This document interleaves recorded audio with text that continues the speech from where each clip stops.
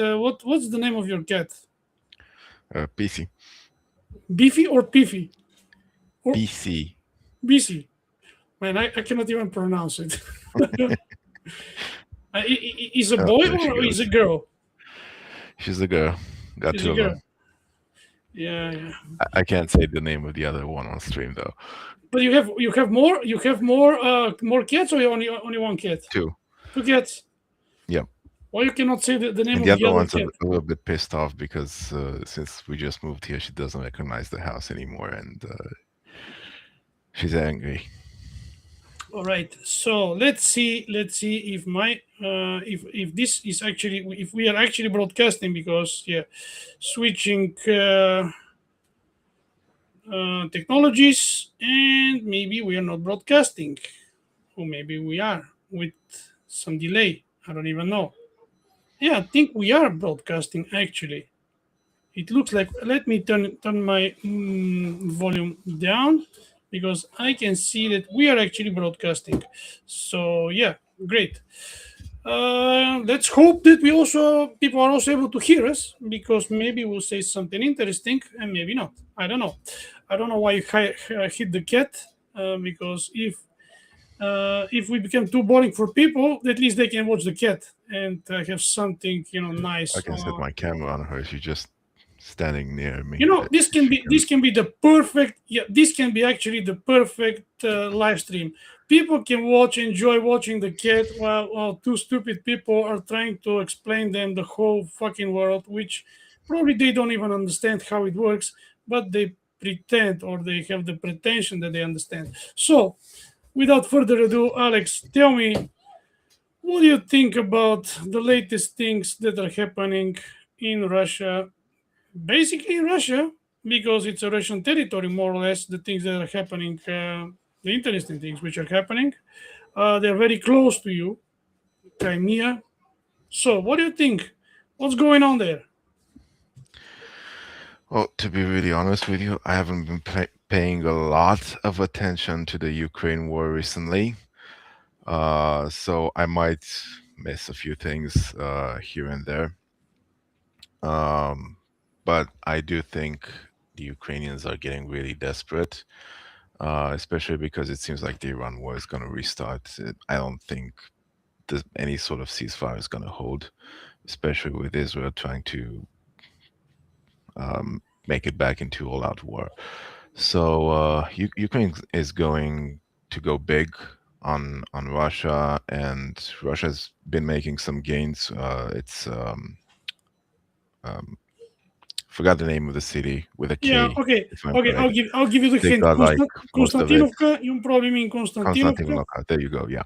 All right. I mean, for our viewers, you're not a Cyrillic user or abuser like me, and the names of Russian cities are more hard for you to pronounce.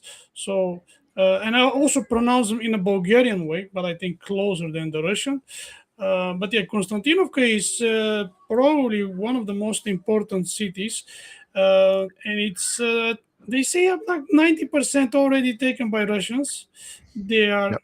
cleaning the neighborhoods which are most to the west and south, as far as I looked yesterday. The thing is, after this falls, this city falls, it's a conglomerate or whatever it's called. It's a bunch of cities which leads to Slavyansk, which is next to Kramatorsk, and these are the biggest cities which are left in Donetsk region, or oblast, how Russians call it, and Bulgarians also call it. So you think that the Russians are basically winning on the battlefield? I Yeah, think it's the this is exact what same you're thing trying to that's been say. happening for the past few years now. They get one of the big cities where the Ukrainians are really entrenched. Slowly, they grind them down and until they capture all of it, and then they move on to the next uh, big battlefield. So when you say that Konstantinovka is really important, it's just as important as the next one or the previous one. Yeah, I would definitely agree that it's an important milestone to the next. I mean, to the slowly winning on the ground. But I have a lot of doubts regarding the war. I actually wrote today, you know, I had some kind of revelation. Maybe because the temperature here is like 35 or something, and I'm exposed to sunlight too much, and my brain is suddenly probably stopping working. But I wrote that. I mean, I'm trying to paraphrase myself, which is crazy, but I wrote it.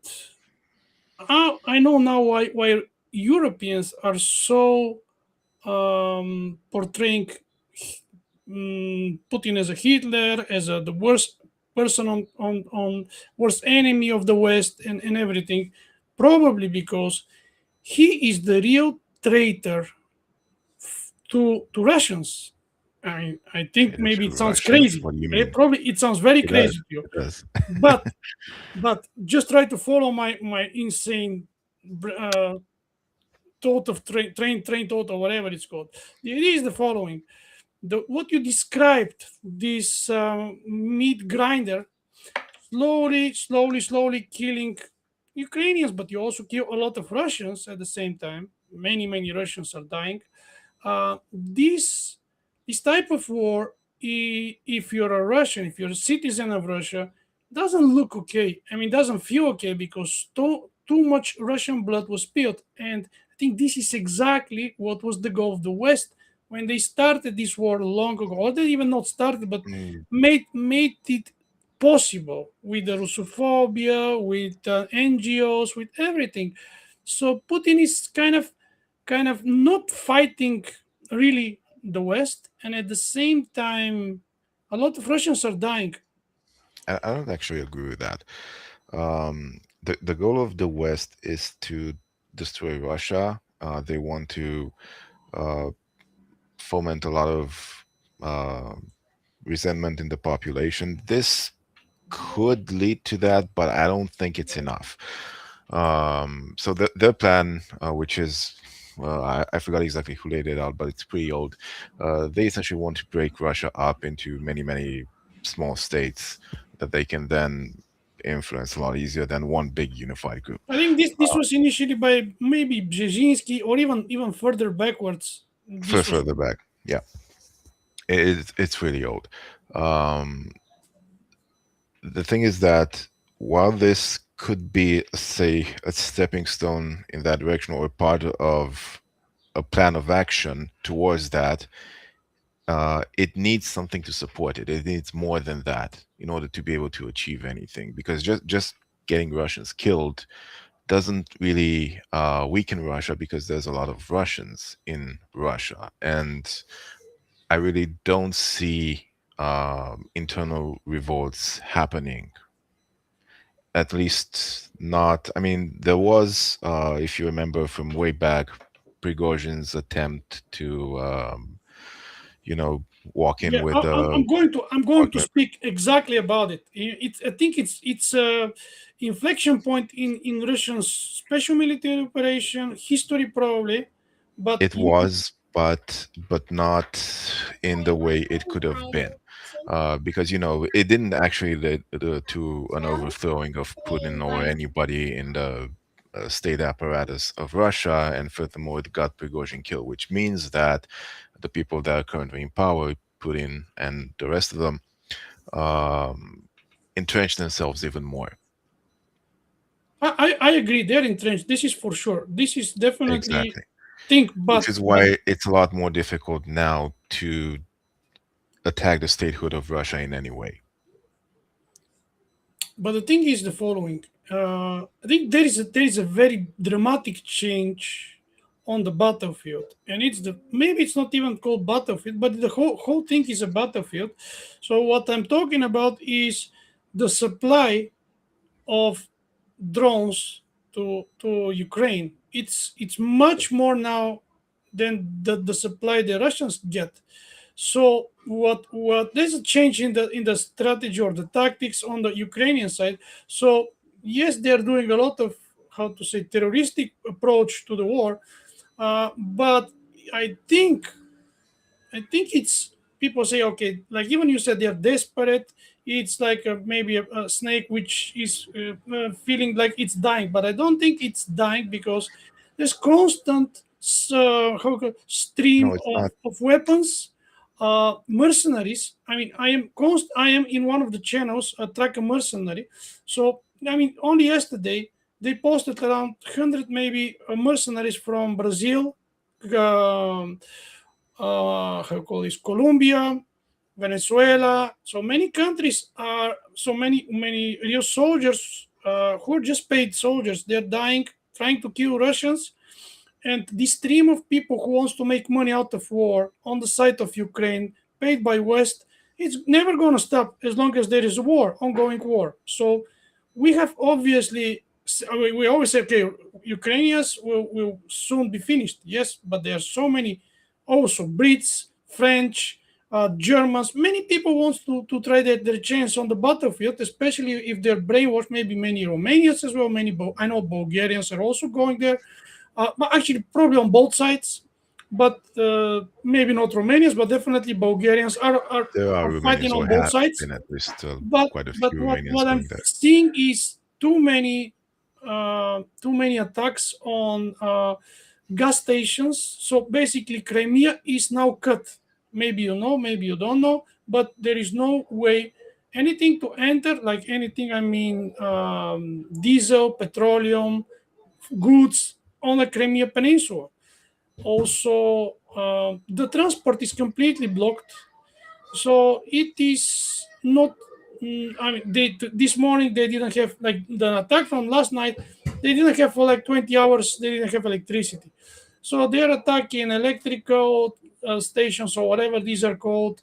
The transportations of good and everything. They have drones, which like a mother drone, which flies inside Russian control territory or even Russian territory, and then these small drones are flying from there because they don't have the range to fly, the batteries and so on. And every drone have uh,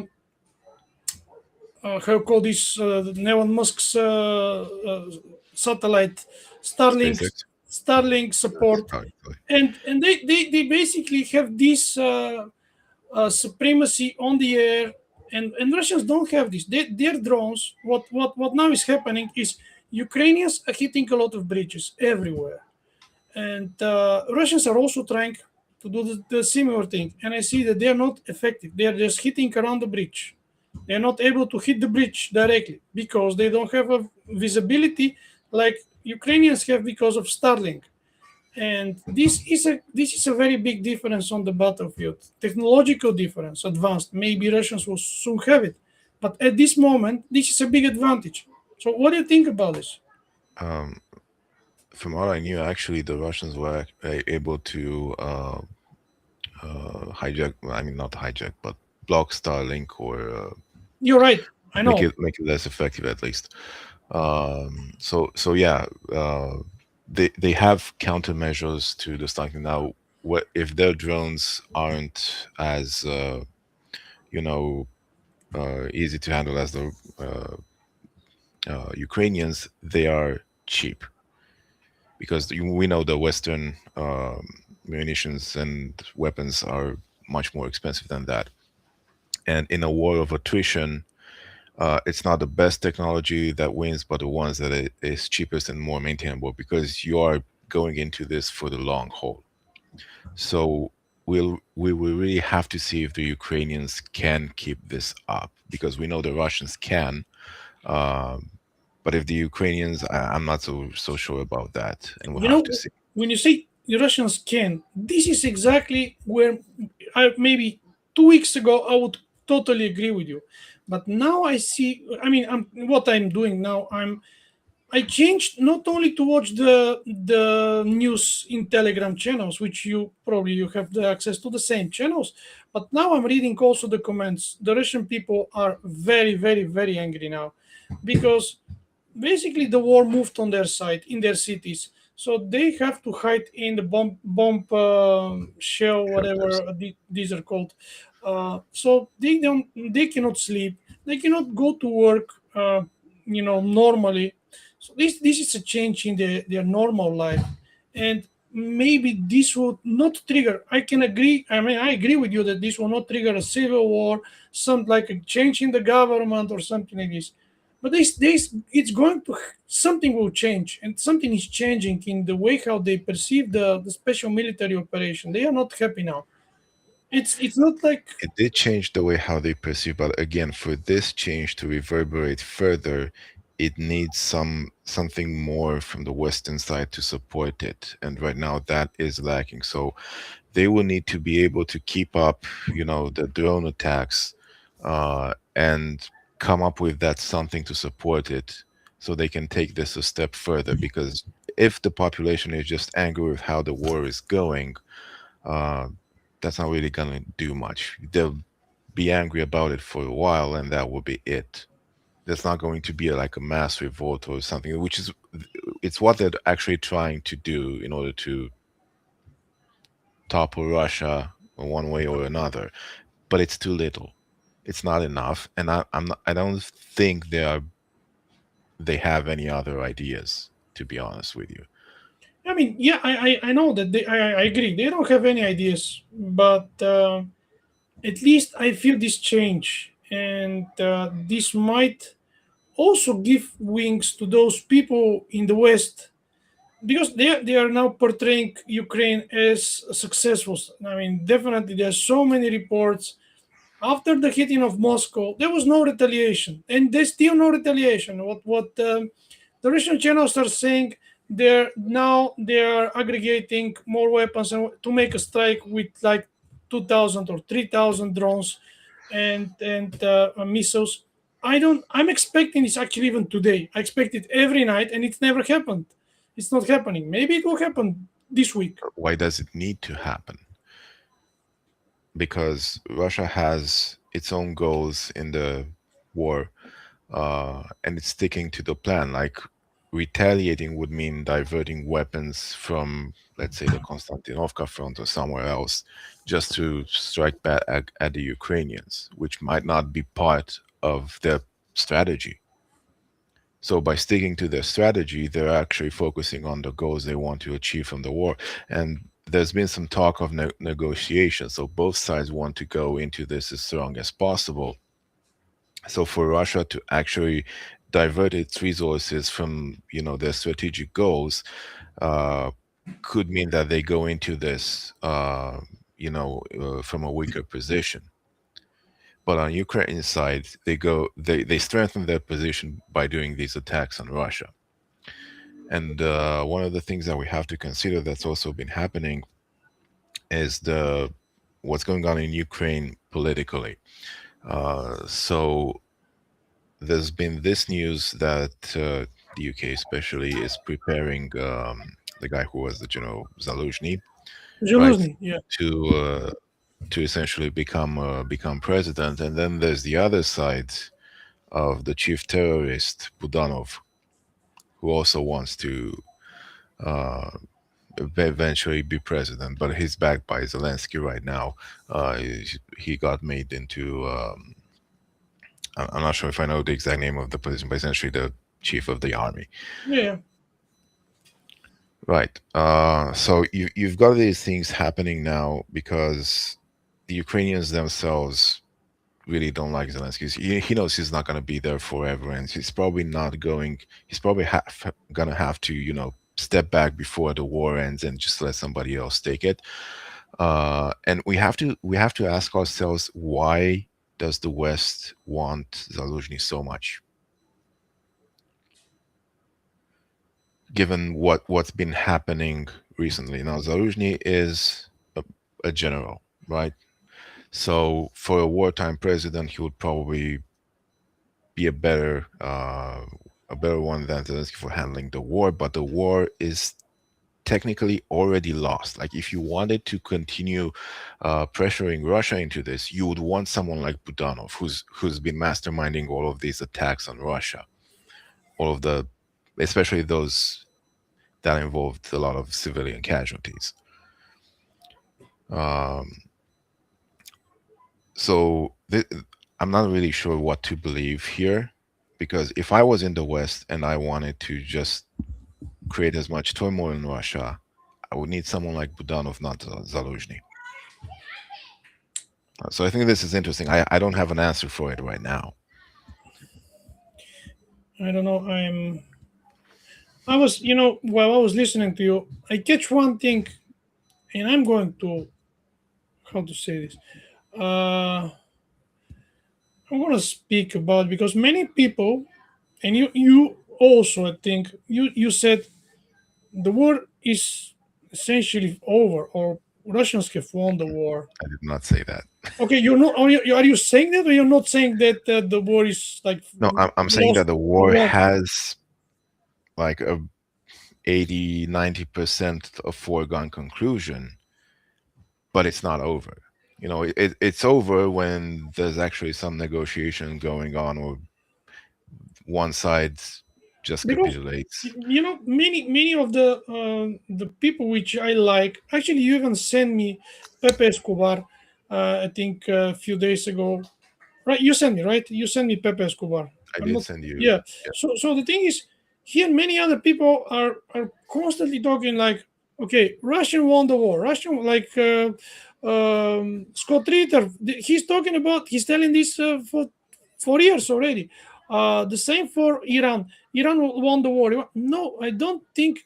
No one is have won anything as long as there is really ongoing conflict, and there's so many uh, outcomes that may come with usage of nuclear weapons, with usage of mercenaries, with usage of all kind of weapons and strategies. So this is really like a live thing, and it's totally unpredictable. So Yes, I war am is not. I'm not even unpredictable. say 50-51. I think it's 50-50 at the moment on both sides, on in Iran and in Ukraine, because there are too many unknowns, and maybe soon things will be different. But you look from. I'm interested from your perspective, your country's perspective, how people see the war. Do they see it like close to the end, or close to the beginning of the bigger conflict with Europe? Because I feel it like this. Because we are Well, preparing, Europeans are preparing for the big war with Russia. I think maybe I'm wrong, but you can tell me. well, I can tell you that here nobody actually wants to go to war with Russia, but a lot of people do hate Russians. And the goal of Europe is to turn us into Ukrainians and have the same outlook on Russians, so that we all want to kill Russians. Um, but a lot of the people here think that Ukraine is winning the war. They're still falling for that. So they don't think that they would actually have a reason to go to war, because Ukraine is winning. Why would we have to go to war? Because they're already winning. We just have to keep supplying them weapons and money and whatever, and that will be perfectly fine. That's what the majority here thinks. You know, the people who buy into the propaganda. Now, the So people basically, who they're buying the Western propaganda. Like I think in yes, Bulgaria is the same, in Spain yes, is the same. and the state is heavily pushing the Western propaganda, because we essentially got a pro-European government, and everything, every order they receive from the West, they implement. Um, Although right now there's a bit of turmoil, because we had a prime minister get ousted, and they've been trying to form a new government for a few weeks now, and it doesn't look like they're going to be able to do it anytime soon. So yeah, that's probably the propaganda would not be as effective during this period. But even so, they've already got all of the people believing in it. So that's the outlook here. They think that Ukraine's going to win, simply because Russia should cannot be allowed to win. Uh, but nobody thinks that we will actually have to go to war. But can you think of a different reason to go to war than hatred? Because I don't believe hatred works. Okay, it works for Ukrainians. Yeah. It worked for Ukrainians, but I think for Bulgarians, maybe for your Romanians, the incentive of money will be much more stronger, I think if you get I don't know 10,000 euro per month just to kill Russians, maybe many people would choose this way. I think many people, because the mercenaries from Colombia are fighting for I think between 1,000 and 2,000 euro per month. They're very cheap fighters and not very skilled, but I mean we have so many people who would fight for 2 3,000, and Europe will really happily give them this money to fight. I think Romanians would be a bit more expensive than that. Probably not by much. Um, but we did used to have quite a few mercenaries going into the Ukraine, but some of them perished, and most of them actually came back and don't want to go back anymore, just because of how they experienced the Ukrainian army being so disorganized, and uh, they said they don't really stand a chance against the Russians. So those people, those mercenaries that actually went there and came back, they don't want to go back because they know it's pointless. They're just gonna get themselves killed.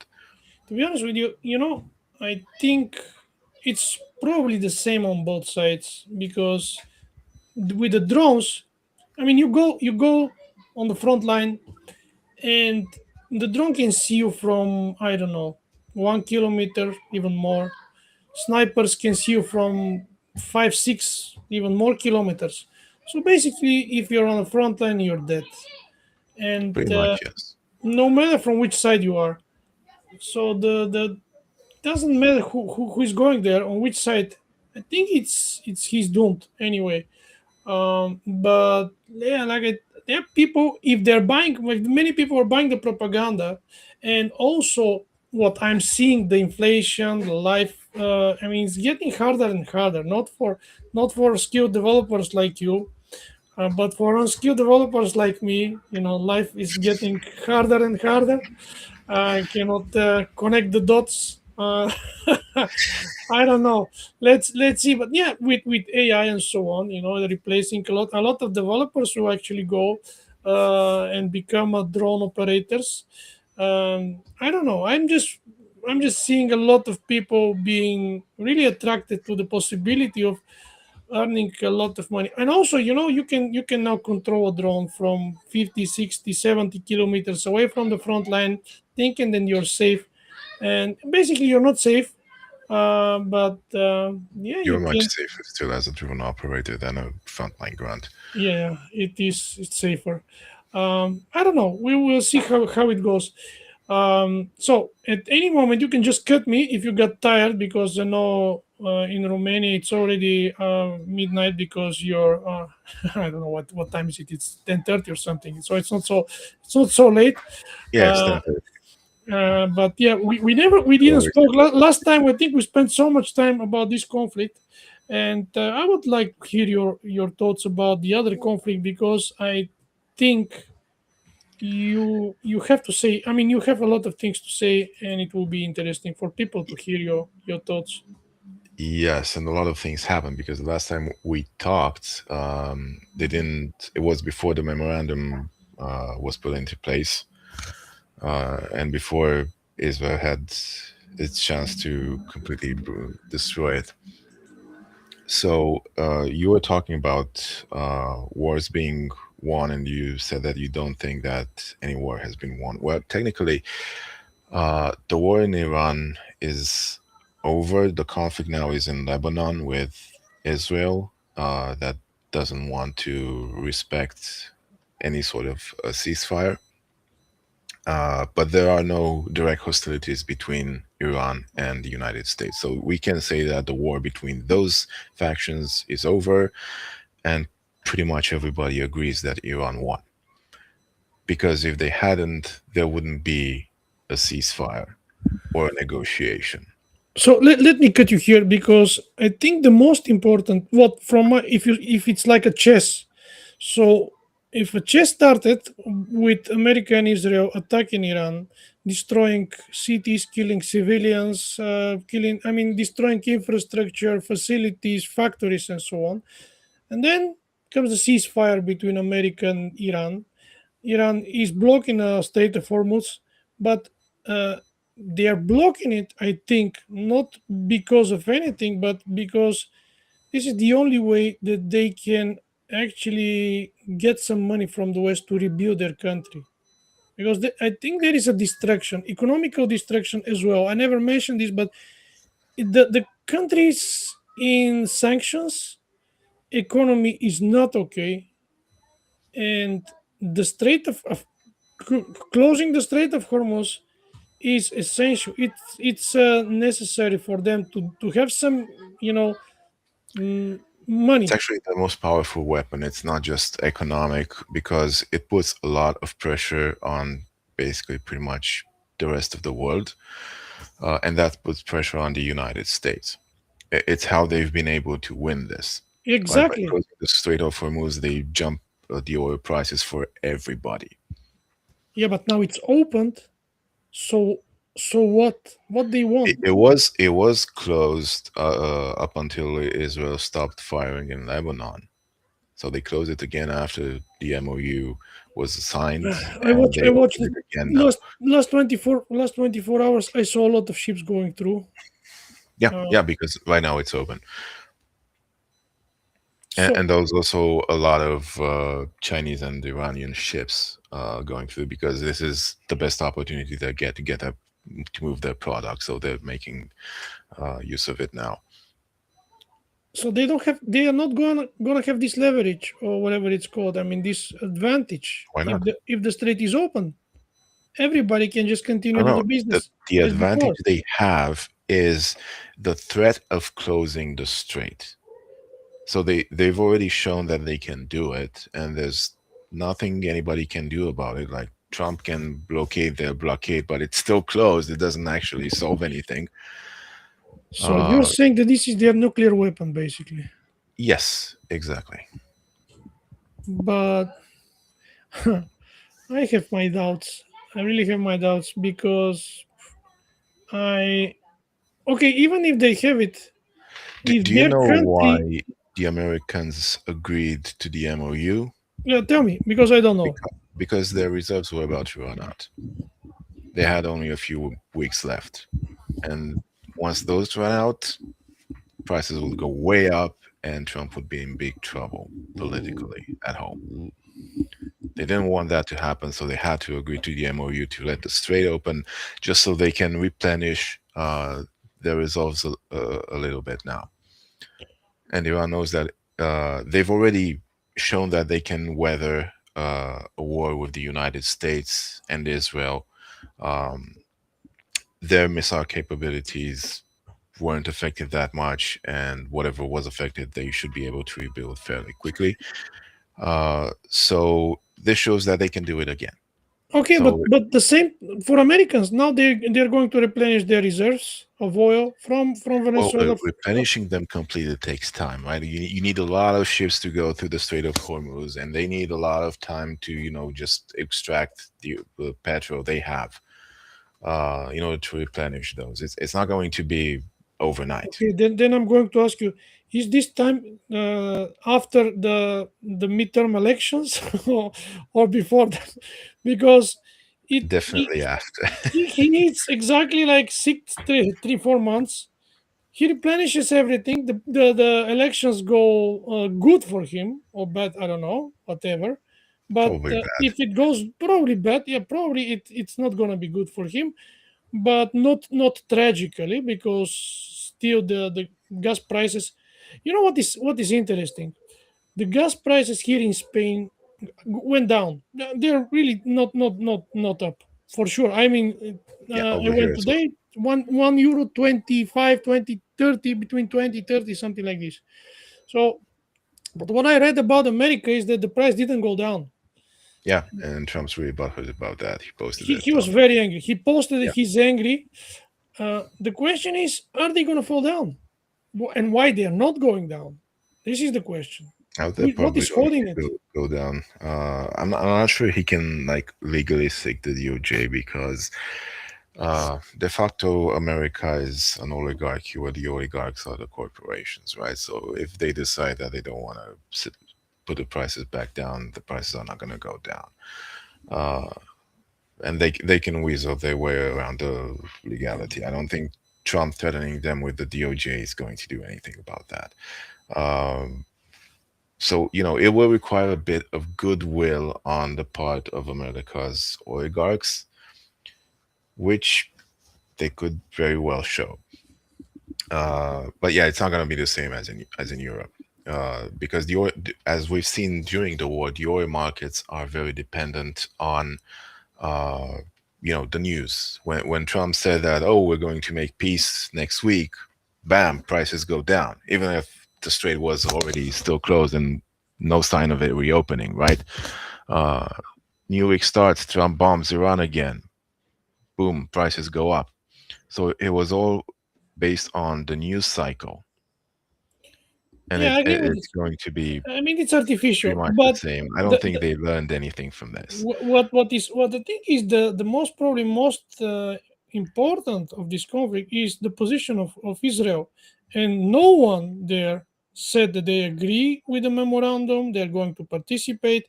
To the contrary, they're constantly saying, yeah, we are independent country, if not we will, we're gonna bomb, we're not gonna go out of Lebanon's south territories.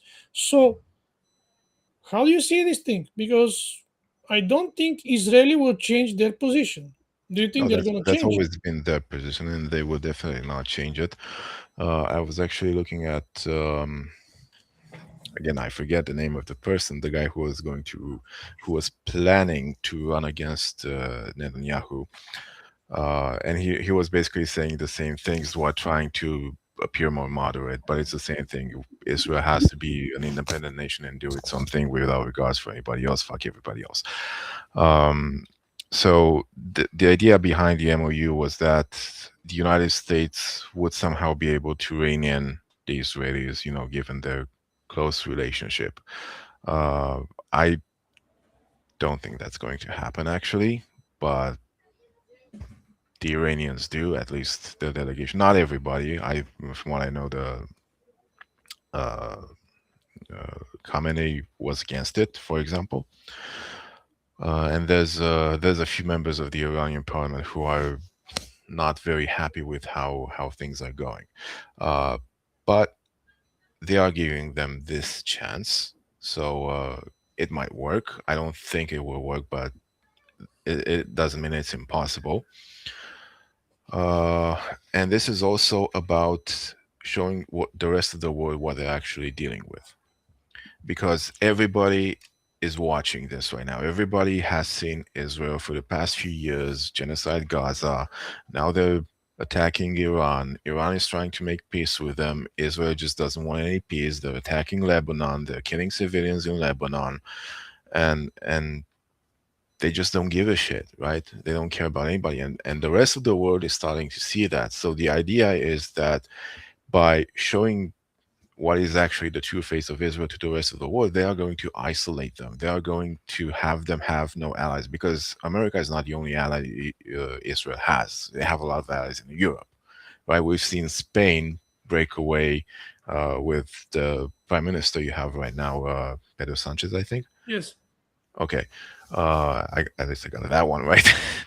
uh, but pretty much every other country Yeah, wants to enter into UK is ties with totally Israel. under the control of the Zionists. Yeah, UK, exactly. France, Right. Germany, You opposite look at Germany. Germany, It's absurd. you look at my country, you look at a lot of countries, and they're totally under the control of Yeah, my Zionists. country as well. Our president, who is now prime minister, was telling the same things. I mean, we're Yeah, all under their control. and the idea behind this is that the generations that are going to be able to vote soon, they're seeing all this happen, and they're not going to vote for Zionists, right? But do they have Because choice? They don't have choice because there are no candidates which are not supported. I mean, if there is a candidate who openly says something against the Zionists, uh, he will completely be kicked out of any elections. yes, but they cannot do this forever. You know, at some point there will be a breaking point. Uh, yeah, I hope for the It's already breaking point. happened like once in my country. In 2014 they canceled the election because there's a guy who was not a Zionist was going to win. Uh, but I don't think they can do that again What do or you think? The in Kalin many other. Georgescu was Yeah, so. Kalin Georgescu was not a Zionist, he was not a Zionist. Yes. and what happened with him? So they canceled the elections. Their reasoning was that Russia was involved. They were never able to prove that, and they also, I think, retracted those accusations. They also used some of the ways he got his adverts on TikTok financed. That he got some donations from there, and the fact that he quoted Zela Codreanu, which was the leader of the Legionnaire movement, essentially the most anti-Zionist faction that is still currently fringe, very fringe, but still exists in the country. Um, so because of that, he kind of aligned himself, with the Legionary movement. Uh, so he's definitely not a Zionist. Now, the guy he allied himself with, Georges Simeon, uh, he's very much a Zionist and very much pro MAGA, pro Trump, that kind of stuff. Uh, yeah, there's still some doubts about what happened in the elections that actually went all the way to the end when it was our current president versus Simeon. But yeah, that's I guess another story. I don't know if you want to get into it too much. But the idea is that the Zionists are losing ground, right? And Spain is a prime example of that because you have the prime minister openly disavowing Israel and breaking ties, right? They closed the embassy, I think. No, I think they didn't close the embassy, but yeah, they're calling the They ambassadors and closed so the on. Spanish embassy in Israel. I'm I not thought I sure. I'm read not sure about about that. it. Well, anyway, So uh, you know what you're saying. I've been thinking about it for quite a long time.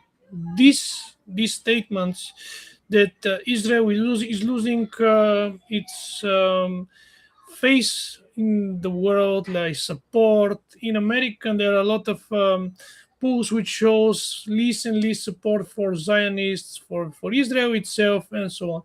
And at the same, I mean, I'm thinking this is bullshit, and I'll tell you why I think it's all bullshit. Because, and you can tell me I'm wrong, but I don't see. I mean, I all the money. So all the money are still possessed by these people. They control the media. They control corporations. They control AI. All the AI, all the big AIs are moving their headquarters and data centers in Tel Aviv.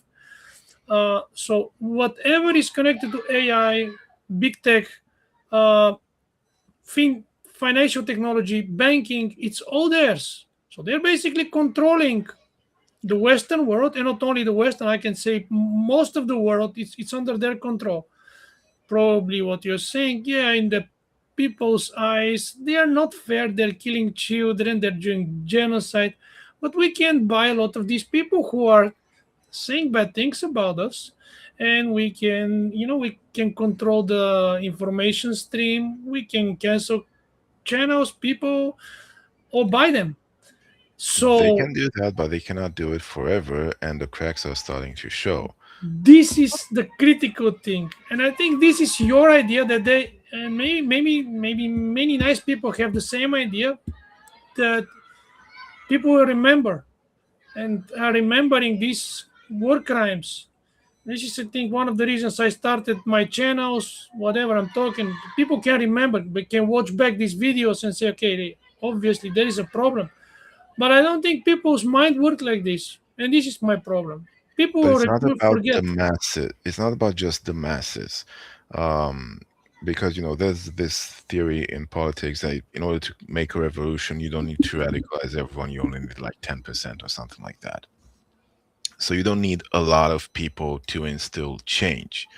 You need some very strong characters, to band together to find each other, which is going to be very difficult. Essentially, what happened with Hitler's rise to power, for example, that was a lot of these characters finding each other at the opportune time and being able to, you know, take control of their country from the Jews, and then they went on to do other things, but that's another story. So that scenario can happen. Like again, the cracks are showing it's what was happening prior to Hitler gaining power in Germany, and they are desperate right now because for those who know their history, they're seeing that the same scenario could possibly happen again. So And I this think is where it seems we're going towards. It's going to require a lot of chance, right? Because, like I said, you need those people to find each other and be able to form a strong group and exert their influence in order to gain the power. Um, you're that correct. doesn't have a You're very correct high about chance this. of This occurring. this this is the mass formation of people with who see things in one way, and then they can be like 10%, even 3% of the people. Bolsheviks were a really small percentage of Russian population. You can make a big change, but there is one very Yes. big but, unfortunately, and it's I forgot. Sorry, there are bombs here. Let me close the window because before they have killed me. Here I'm broadcasting. Actually, you can see my T-shirt is on my jersey, and on the back Oh, nice one. it's Palestine. So the thing is, that guy, I forgot what was his name, but you said about him, was talking about independent. Who will be the next prime minister of Israel? So he was clearly, openly saying, "We're going to chase everyone, and it doesn't matter if these people are in America, Europe, everywhere. Everyone who is against the Zionism or Israel, because they don't call it Zionism, they just call it Israel, and the idea of them. Um, so everyone who is against them, and all kind of organization, talking about killing children. Things in Gaza didn't fix themselves. Things are really bad. They're just, you don't see them on the television because the television is theirs. Television channels, everyone in the media. I mean, they don't even allow access to them. When the flotilla came started from Spain, I think twice, from Italy. I don't know from when they started as well, but from Spain, many people, even one Bulgarian, many Spanish people, they're all Arabia. handcuffed, are arrested, whatever, illegally in the international waters from Israeli ships, and there were no reactions from European institutions. But this is international waters; it's the Mediterranean. This is fucking crazy. You cannot do Right, this. because the institutions are still beholden to them. Yeah, And you yeah. said that Also, yes, you don't see this kind of reporting much in the media, but you do see it on the internet. There's a lot of people who actually know about this stuff. So the information is out there and it's reaching some people. It's not reaching everybody because a lot of the people, you know, just prefer to get what they're told and then get on with their lives. They're not news junkies like us, right? But for the people who do care about what's happening around them and they look for more sources of information, they are going to stumble upon information that is not presented elsewhere, and they're going to find out.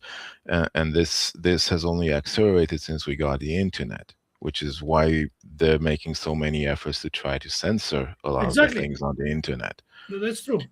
And a lot of those have more or less failed so far, but they're still trying. They're still hoping that they'll be able to get it because television was a godsend for them, right? Because you could essentially just put the programming in there and nobody would have a choice about it. Now on the internet, anybody can say anything.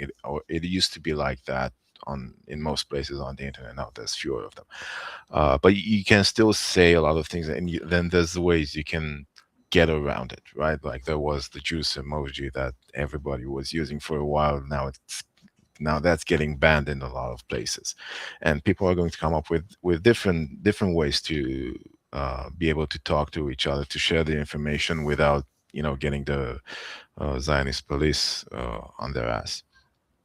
It's sort of what happens during repression. People find ways around it, like during communism in Romania, for example, when people wanted to just badmouth the government, they would turn the music up so nobody else could hear it.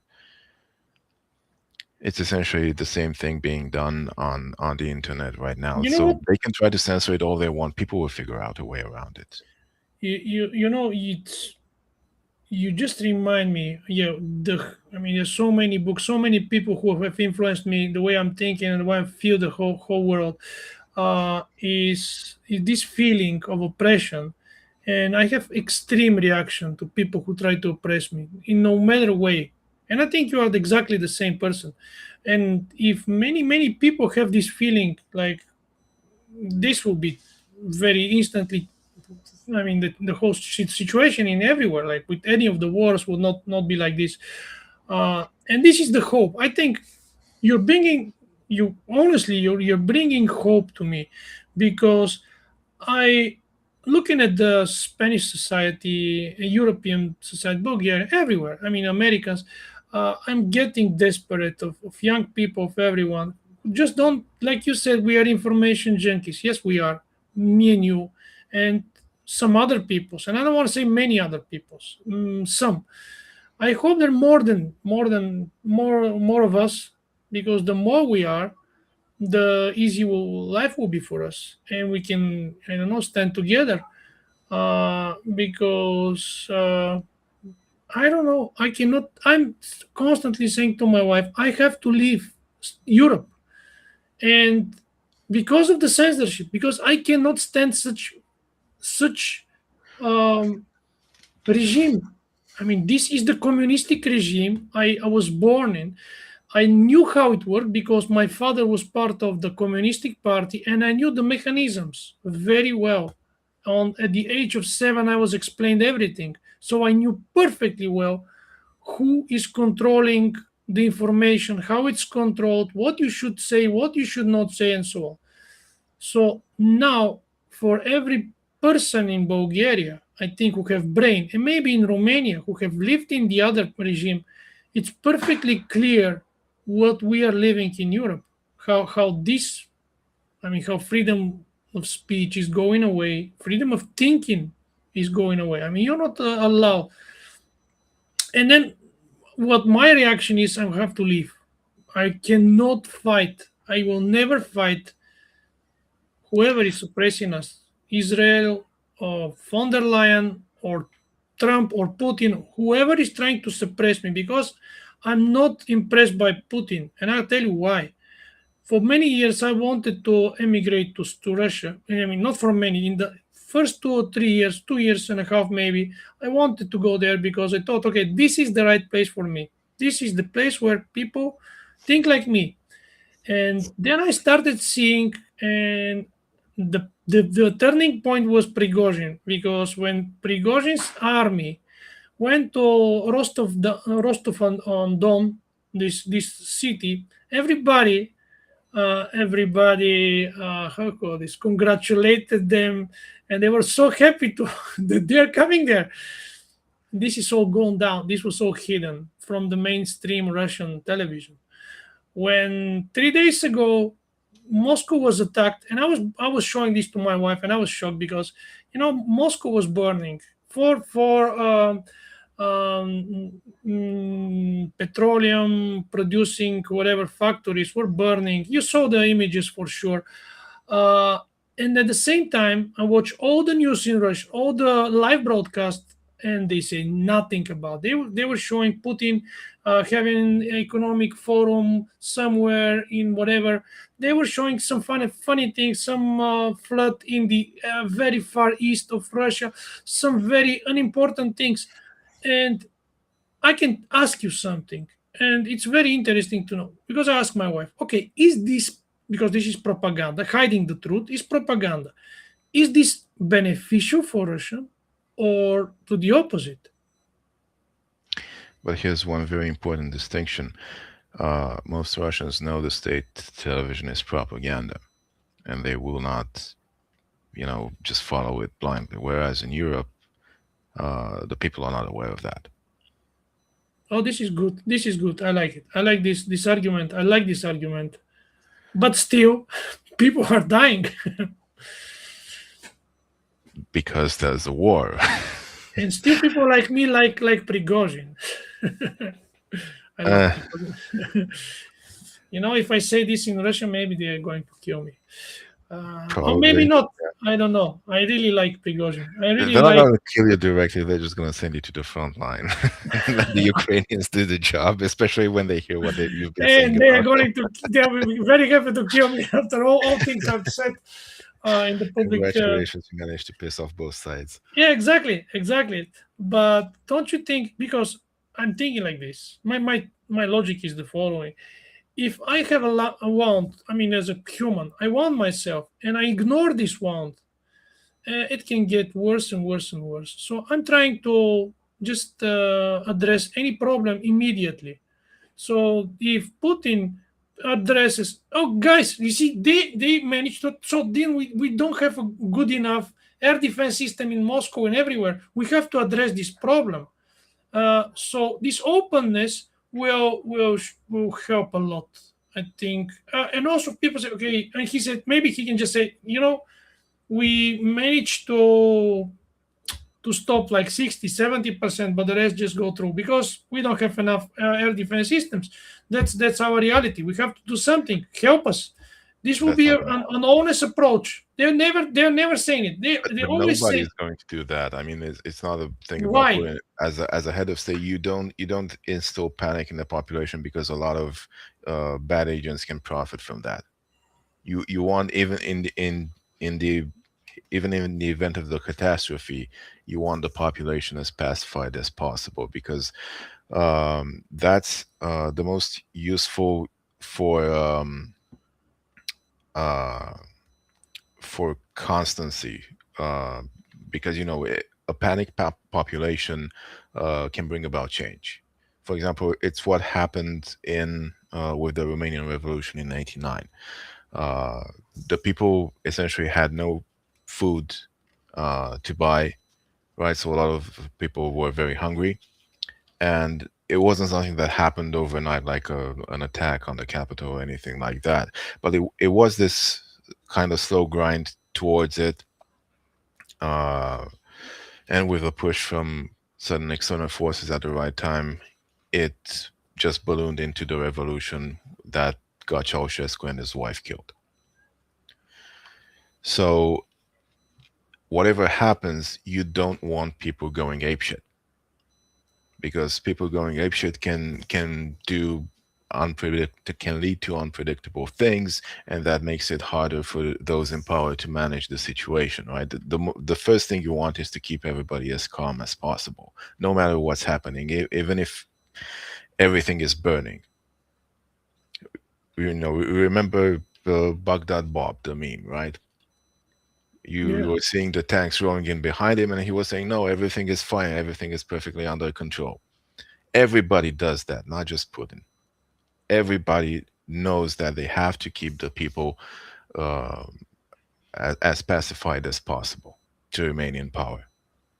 If the people are not pacified, then they become a threat to that power, whoever is in power at the time. So nobody's ever going to be honest about it. Doesn't matter the country, doesn't matter the place, just for practical reasons. yeah, I would agree. Unfortunately, I agree with this, but I don't like it. I actually hate it. I Uh, mean, it's the way it is. There's a lot of things, that are unlikable about how we organize stuff, but we haven't found any other better way to do it. Maybe there are. We'll see. We'll see. We'll have to find them, but so far we don't know about them. Yeah, but let's get to end of this conversation, and I would like you to. I mean, you have some kind of optimism. I feel it regarding the whole thing, which I don't have, and that's why I would like to hear your thoughts on the I don't know next 3 months how you see them on the near Next future three or months, or the near future for us in Europe. it's probably gonna lead to war, um, or not war coming into our doorstep, but the war is not going to end, or even if it ends, it's not going to end well for Europe because Europe is really not in a good position right now, and they're just digging their own grave essentially. So for most people, like you said, they're going to be affected because they're already affected by inflation. I happen to be in a more fortunate position myself, so I'm probably not going to suffer as much, which is I You never don't know. I don't actually think about it that much, to be honest. I mean, I've only started visualizing it now that you asked me. You could say I'm a bit of a more happy-go-lucky guy, but uh, the reason for that is a lot more spiritual than material. I know that, whatever happens, we will endure. We've endured far worse. I mean, not us personally, but as a family, as a nation, groups of people, things like that. So, some people might not make it. Some very bad things might happen, but overall, we will come out of it, stronger. At least until we enough generations pass that we get dumb enough again to repeat history, like it usually happens.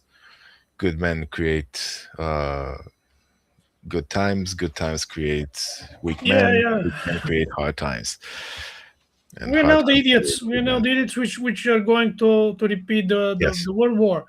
yeah, Uh, pretty much. if you want to go, if you have to leave, I mean, if you have to go to sleep or whatever, I know I can stick for a while because longer. we can say two more things. I wanted to ask you about two more interesting things. One is Moldova. How you feel about the future of Moldova? I asked you the last time, and things are changing slightly. Maybe tell me about how you feel as part of Romania, as part of Russia, or both, or No, it will be split. But I don't see it as independent country anymore. It's not independent it's anymore. never really been that independent. So before going full Europe, they were very pro-Russia, and bef- before that, they even got handpicked governments from Russia. So they've never really known independence. And historically, Moldova has been a part of Romania, and they speak the same language, basically the same people. And Moldova and Wallachia were the first principalities to unite to form Romania. So there's not really an argument for Moldova wanting to be Russian. Uh, I mean, the people might just up and decide that they want to go with Russia, and that'll be it. Sure, they can do that, but all of the arguments are in favor of Moldova being part of Romania. The only thing that's not happened yet is because a lot of people don't want it to. Like Romania is much poor. Sorry, Moldova is much poorer than Romania, and if it were to, become part of Romania, it would probably just drag the economy down, and nobody wants that. But your economy is not independent anyway. We are part of European Union. You're part No, of but you. we do have a working economy, which Moldova. Mm, You're not part of Eurozone yet, like Bulgaria, right? Your no, own we're not currency. using the euro. No, no, and we, Okay. we don't want to, Well, and this that's is actually great. This is great yeah. that you have still smart people who are there for you in the because you're In the banks, losing. actually, we got really smart bankers. Nice. So you have good Jewish Romanians who take care of your your system. I don't know how many Jewish Romanians we have, and a lot of the, at least the outspoken ones are very bad. Okay, let me ask you about the other thing, which I think maybe I'm trying to feel the like a doctor. There is a patient, and the patient is called at the moment is called Europe, and it has a lot of cuts, loans, problems. Most of them Self-inflicted. mental problems, but there's one problem I think, and this is weird problem. It's the immigration in UK.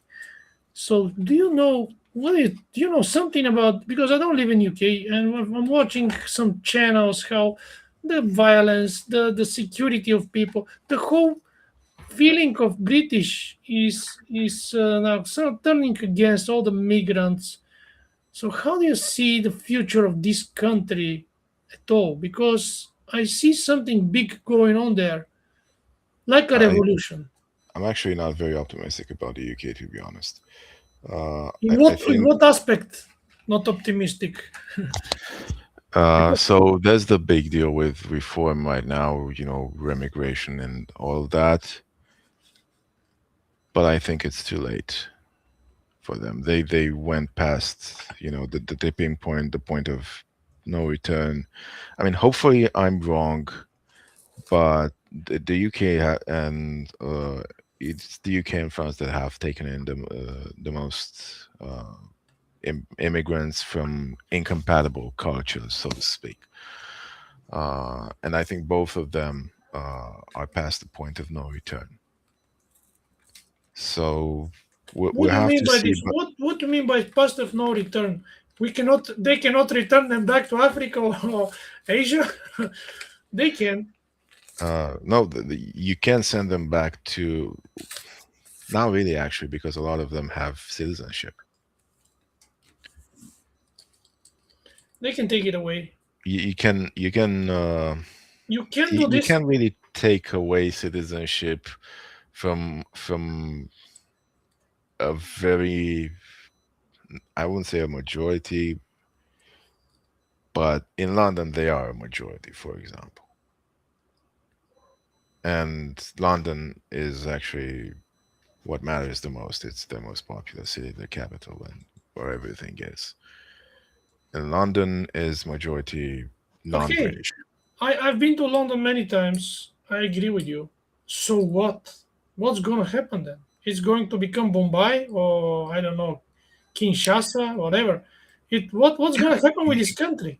The Brits will Look at what's happened to emigrate. Birmingham, Well, for example, which was one of the first cities to go that route. Uh, More of them will follow because you can't really topple London. You just can't, and that's where the worst of it is. So everything will follow suit, starting from London. It will not go the other way around without bloodshed. Like if reform wins and they try to legally do stuff and try to kick out the immigrants or whatever, it's not going to really change much because a lot of them already got the citizenship and have been born there for a few okay. generations So now. what? You can't revoke citizenship to someone who doesn't have a citizenship of any other country who's been born there. Okay, You but can't do it that easily. I agree. I agree. But then slow decay or a revolution? How you see it? Because I I would see like. slowly. Yeah, I don't see them doing a revolution. Maybe the French, because the French they have revolution in their blood, They basically. like doing revolutions from They like it. Yeah. The thing is that the other guys also like the revolution. So in France, if it's gonna come to that, it's going to be like the bloodiest thing Yeah, but the I past have few not years. seen in France any real protests against immigration, against the migrants. I think. Yes, because the French love their immigrants. They're not at the point where the UK is, because in France the immigrants they get in France, uh, they don't actually form, like the rape gangs they found in the UK that the police and the government have been actually, trying to hide their tracks in the system or even participating in it in a few instances. There's nothing like that in France yet. And also because most of the immigration in France it comes from, their former colonies. Whereas in the UK, it comes from everywhere. Everywhere. Yeah. Yeah. So, even if the people coming into France are very different from the French, culturally they're a bit more compatible with the French, with their host nation, than the people coming into Britain. Yeah, but this actually goes into the to the contrary of your conclusion that revolution is actually then more possible in Britain because British are in much worse position than the French. No, revolution is possible in both, but I see it more likely to happen in France than in Britain because um, in Britain they are the majority that matters in London and in all the big cities. They're not going to be able to do it without revolution, and I don't think the Brits will be willing to do that. I just don't think they will. It's sort of an Anglo thing. It's also why the Americans have this sort Second Amendment thing that they don't do anything with their guns, right? So you have Trump being part of the Epstein cabal, and a lot of the people who are now running the country part of that. And oh, we have all these guns. Mm, too bad we can't do anything about it. Yeah. Whereas in France, they just have to win the World Cup or whatever, and you got Paris burning again. So you piss those guys off, they're gonna burn shit down. Whereas in the UK, I mean, in Ireland, they've been doing it, but the Irish are not the same as the Brits. No, no, they're totally different. I think, Totally and different, and they they are hate going the to Brits probably they're going for to kick all the very good foreigners reasons. out of there. I Yeah, think. so I think the best hope is an Irish takeover. Yeah. I mean, from a historical point of view, it would be really funny if it actually happens. But yeah, I think that's the best hope. The Irish taking back control of their own country, and then getting They Northern will. Ireland and I think maybe expanding for this hell of it. is Why not? definitely some kind of prediction which you're doing now, and I agree, and maybe it will really soon happen. But yeah, there is a this is a wound there in the corpse. I'm not sure whether it's corpse or whether it's a body of the European society, but definitely something will happen there. Okay, and then my probably last question to you, and let's cut the crap, is whether American society is going to finally realize who is in control of it, because I have the feeling that they are slowly but surely realizing that they are not independent, they are not sovereign state, they are hijacked by the Zionists. And are they going to do something about it? We'll have that answer in about 10, 15 years tops, I think. So America has the boomer generation, which is the most Zionist, and they're starting to die off. Once they die off, we'll have our answer, because all of the Schofield bullshit that they've been gobbling up is going to die off with them. And that's the main thing actually that got America into being this Zionist vassal state. Their belief that if they um, uh, essentially if they worship Israel, they're gonna get rewarded in the afterlife or even in this life. The American belief system is a very, very weird one. We can get into it, but it would require a lot more Next time. time, we can But it make was one. essentially the brainwashing they needed to get them to be subservient to Israel. And that generation is finally going to die off because nobody lives forever. And the people who are coming, the younger ones, uh, they don't actually buy into that. So there's already a lot of people who realize it, but they're not numerous enough because most of the people voting there are boomers, just like everywhere else. It's Yeah, usually the old people who yeah. vote and the young people vote less. So, once those old people voting Zionists are no longer there, it's going to be very interesting to see what happens. There will definitely be a change. Now, how big will that change be? I don't really know. We'll have to see. But there are plenty of people in America who already realized uh, what's happening, and they want to do something about it, and eventually they will, All right. because times change. I think this is a good ending of this conversation. And what I was going to say, so this one was too political, too geopolitical, too much war, suffering, and so on. So the next one maybe will be more spiritual, because you're much more spiritual than me. down to the ground with weapons, killings, and everything bad, sex, drugs, and alcohol. So we can do another one, hopefully soon. So thank you very much, Alex, and Thank you. see you next time. Hopefully this week. Take care. Bye Bye. bye.